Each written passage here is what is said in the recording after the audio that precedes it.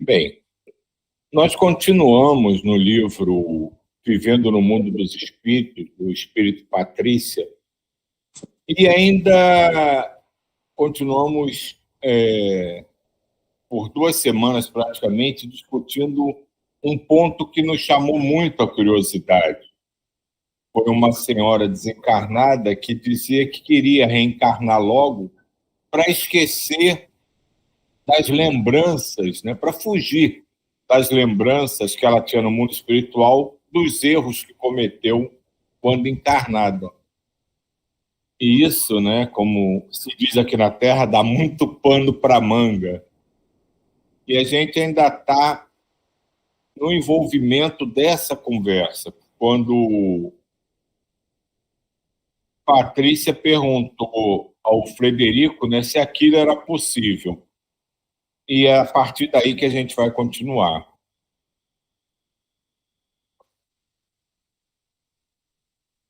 A Patrícia tinha perguntado: Frederico, é possível acontecer o que aquela senhora me disse? Relatei-lhe o fato. Patrícia, somos o que construímos no passado e seremos no futuro o que construirmos no presente. Essa senhora não conseguiu educar-se, reencarnando deste modo. Poderá transmitir ao corpo físico o que pensa. Misturei-me aos outros novamente. Aproximei-me de um homem, de uma mulher jovens ainda, e ela nos disse: gosto muito da pessoa que vai ser meu pai, mas não gosto da que vai ser minha mãe. Sei que ela não tem simpatia por mim. Não aprendeu a amá-la? Indaguei. Bem, não é fácil. Ela é muito chata. Novamente fui indagar Frederico. Ora, Patrícia, todos nós que estamos no rol das reencarnações temos defeitos a superar e virtudes a adquirir. Não é porque vão reencarnar que são santos ou que aprenderam tudo na cartilha do bem viver. Se fossem perfeitos, a Terra não estaria nessa confusão que vemos. É interessante isso, porque mesmo nas famílias em que aparentemente tudo se encaixa, né? O marido e a mulher se dão super bem, os filhos estão integrados, a família flui bem, pode ter ali pequenos nuances, né, que talvez eles não valorizem, mas que de diferenças e de rusgas, né, entre uns e outros.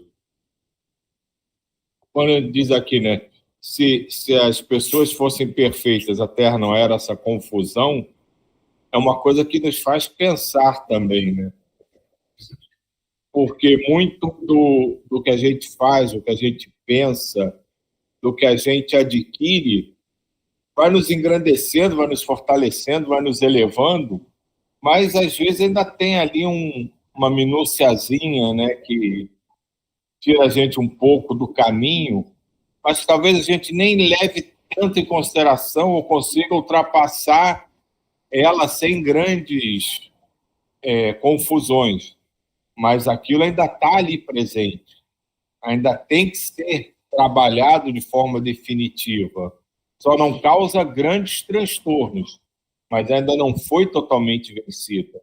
E muitas das coisas que nos afligem, ou até que nós trazemos para cá, são coisas que nós já parcialmente vencemos, ou até quase totalmente vencemos.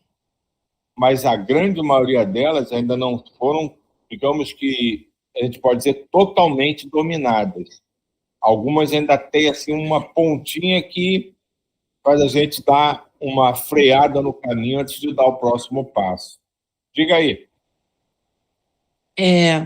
Me lembrando alguém que falou que aqui a cópia, você que fala, né, que a cópia é imperfeita Do lado de do lá. lado, do lado de lá, né, que você comenta. E eu vendo essa questão da gente envelhecendo, né? Normalmente, quando se envelhece, né, a ideia que se tinha é que o envelhecimento trazia sabedoria, as pessoas que vão ficando mais velhas vão ficando mais sábias, mais pacientes, mais, né? Mais assim, né? E não é isso que acontece às vezes, né? Aliás, na maioria das vezes. E a gente vai vendo que, às vezes, no envelhecimento, as pessoas potencializam as suas dificuldades do passado. Uma vez eu tive uma aluna que ela virou e falou assim: professora, a senhora não entende que o velho, que se o jovem foi chato, por isso que eu me lembrei, se o jovem foi chato, vai ser um velho chato do mesmo jeito. E a gente tende a achar de que na velhice a pessoa teria esse aprendizado, essa, sei lá, essa evolução, né? E nem sempre acontece. Algumas vezes até potencializa mais aqueles defeitos de antes. Jair? Poxa, Diva, que coisa fantástica. Eu vou contar uma coisa para vocês real, tá? Quer dizer, real não, presenciei. Desmanchou todo esse mito que eu tinha, que a Diva acabou de falar. Sabe que eu aprecio por fotografia, então sempre estou olhando assim com o olhar de fotógrafo, né? E um dia eu estava andando em Copacabana e vi um velhinho na minha frente, né? Eu falei assim, que velhinho lindo. Tudo isso que a Diva falou, de sabedoria, de não sei o quê, que perfeição, de paz, amor. E o velhinho foi andando e fui olhando, observando ele. Aí ele atravessou a rua, eu falei assim, até ele atravessar a rua, ele esperou o sinal fechar para ele, né? Aí ele atravessou. Quando ele estava atravessando, veio um cara de bicicleta, avançou o sinal. Ele xingou tanto o cara, mas saiu tanta palavra daquele ser que eu fiquei assim, em estado de choque, porque toda essa coisa que a Diva acabou de falar ali foi por água abaixo. É só isso que eu queria falar. E isso é interessante mesmo, porque a gente, né, não só os jovens hoje, a gente também, quando era jovem, achava a pessoa mais idosa, mais adulta, um outro ser. Achava que era outro patamar. E assim, eu vou falar por mim, mas isso deve acontecer com todo mundo. Você vai crescendo, vai envelhecendo, você vai vendo que você não se modifica, na verdade, assim, na sua essência. Você vai adquirindo mais experiência, você vai pensando melhor nas coisas, pelas experiências que você vai vivenciando durante a tua vida, mas a tua essência é a mesma. As coisas que você gostava mais jovem, são as coisas que você gosta mais velha, as brincadeiras que você fazia, são as brincadeiras que você continua fazendo. O teu modo de viver, na essência, não se modifica. E por isso você ouve às vezes, fulano de tal é sem noção, não cresceu, desse tamanhão uma criança, porque a nossa essência não se modifica da noite para o dia. Não é em 70, 80 anos de uma vida encarnada, que não é absolutamente nada diante da eternidade, que alguém vai se modificar significativamente. Então, a gente nasce e, fisicamente, quando morre, tem uma diferença aos olhos da Terra enorme. Mas a nossa essência espiritual, a modificação é muito pequena, na nossa essência mesmo. Então, o que a gente é, né, o ser que a gente é quando desencarna, com algumas aquisições das experiências que vivenciou, mas na pureza do ser é a mesma coisa de quando chegou aqui. E isso é uma coisa que a gente não leva em conta, porque a gente está sempre olhando o tempo na forma da Terra. Olha como modificou. Do bebê virou um velho de 100 anos. Nossa, que diferença. É um ser totalmente diferente. Mas, no fundo, não. Somos a mesma coisa. E assim, e não mudamos muito mesmo, não. Eu também passei por uma experiência de. Outro dia eu comentava com o Silvio, né? Essa coisa. Eu me formei muito cedo, então eu tive convívio com pessoas mais velhas que eu, né? Assim, os meus colegas eram bem mais velhos que eu. E acabou que eu passei por várias áreas. Eu passei no judiciário, trabalhei como advogada, depois eu fui trabalhar no legislativo, e aí fui mudando de setores e de áreas de trabalho. Mas encontrava com os amigos dos antigamente. E aí era tão interessante porque quando eu encontrava com eles, eu olhava para eles e as mesmas brincadeiras, as mesmas condutas, as mesmas piadas, as mesmas coisas estavam igualzinhas. E eu olhava assim, eu me lembro que, eu ficava assim: "Gente, mas não mudou? A brincadeira continua a mesma? A piada é a mesma?". Você vai mudando, né, e não é que você vai mudando, eu tô falando é quando você muda de grupos e depois você volta naquele grupo antigo. E aí você vê que algumas pessoas, sei lá, as coisas permanecem muito parecidas. É aquela clássica, né, que tem aqui, né? Ninguém, o pessoal não larga a quinta série, né? Que é justamente isso que você está falando. Você vai encontrar pessoas 30 anos depois, eles fazem as mesmas brincadeiras, fazem riem das mesmas coisas de quando eram adolescentes, quando eram jovens, quando estavam na escola. Por isso existe essa clássica na Terra, né? O fulano não deixa a quinta série, porque ele vai crescendo, vai envelhecendo aos olhos da Terra, mas a cabeça dele é exatamente a mesma.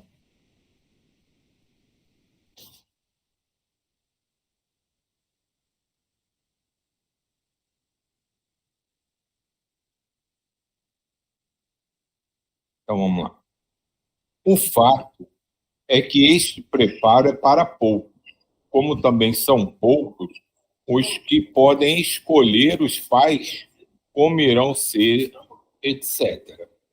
Esse preparo só é possível aos que trabalham, são abrigados nas colônias e nos postos de socorro. Aqui aqui cabe um adendo, né?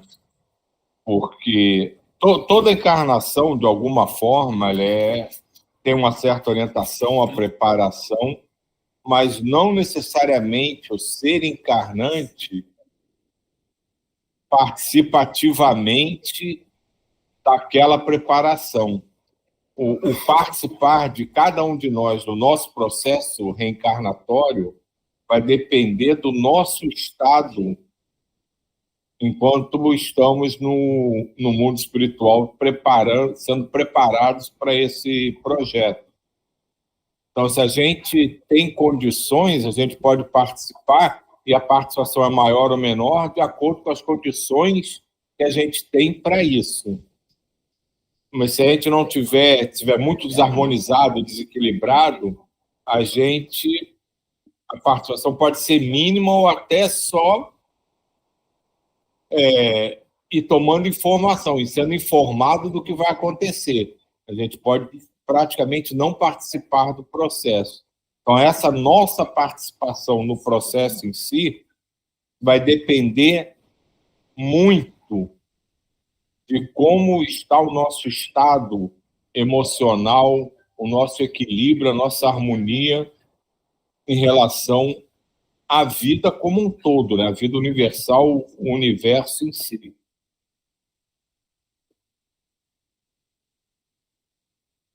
Há muitas salas no departamento. A sala dos pedidos é muito frequentada. É onde se fazem os pedidos para reencarnar. As pessoas que trabalham no departamento são treinadas e com muita experiência. Tem tarefas no departamento e na Terra, acompanhando as reencarnações e ajudando a conscientizá-las. Me desculpe aí a coisa da... Vai parecer brincadeira, mas não é não. Essa coisa de as pessoas que trabalham, os espíritos que trabalham no departamento lá reencarnatório, né? Tem tarefas no departamento lá na colônia onde estão e na Terra acompanhando as reencarnações. Parece brincadeira isso, mas não é. Eu pensei nos oficiais de condicional, que a pessoa tem a liberdade, mas tem que ir lá prestar conta. Foi a ideia que veio na cabeça. Que a pessoa vem, reencarna, mas tem alguém ali tomando conta para ver se ele está fazendo o que prometeu fazer.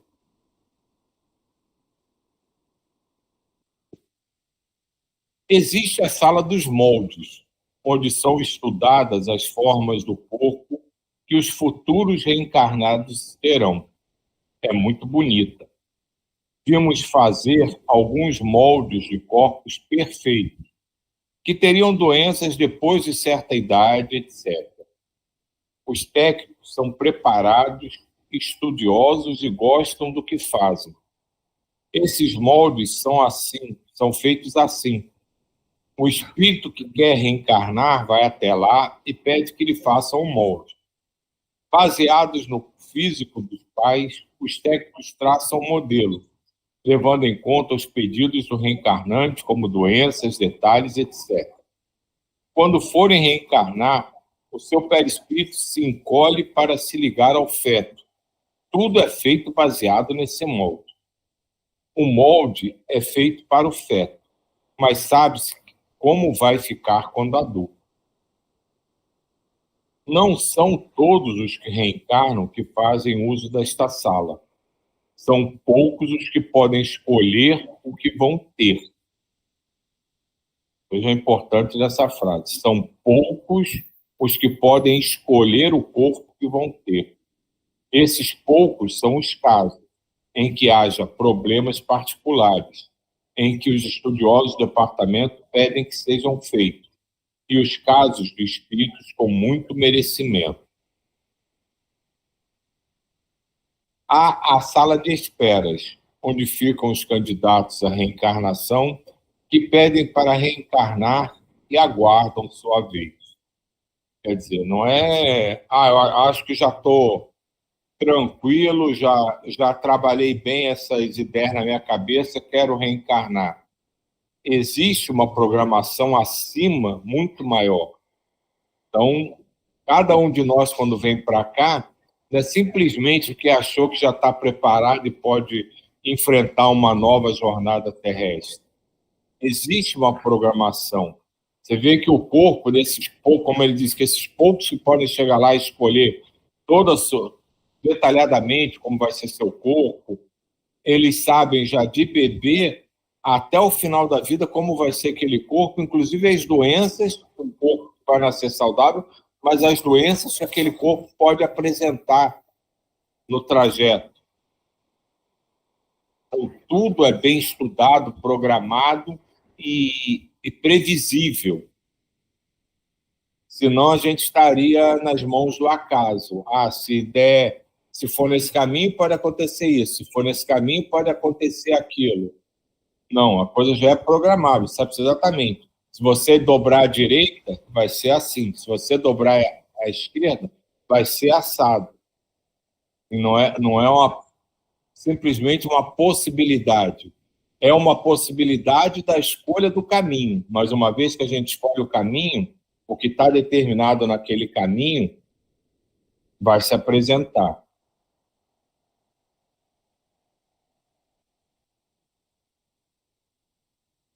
Aprendi muito conversando com as pessoas e notei que não pensam da mesma forma.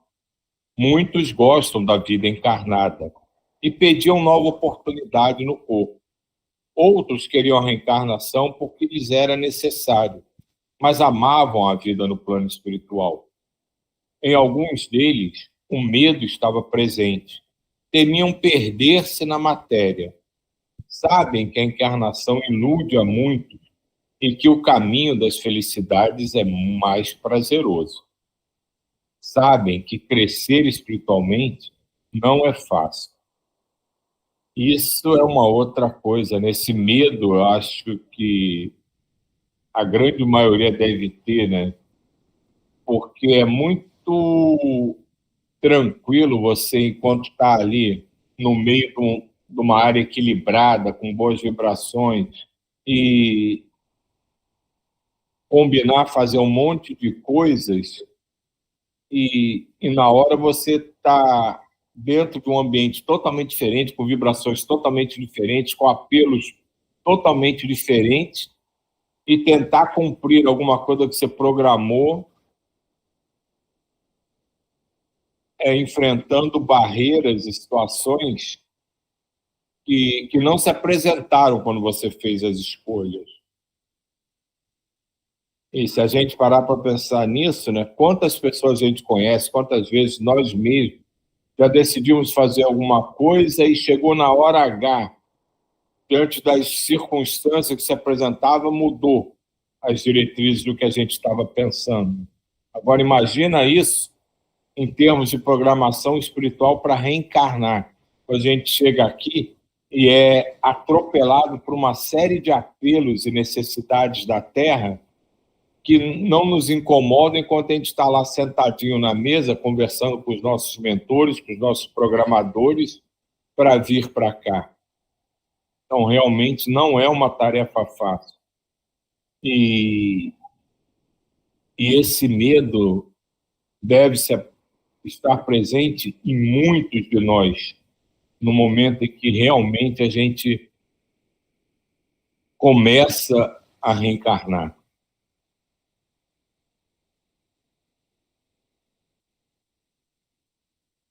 Conversamos muito, animamos todos.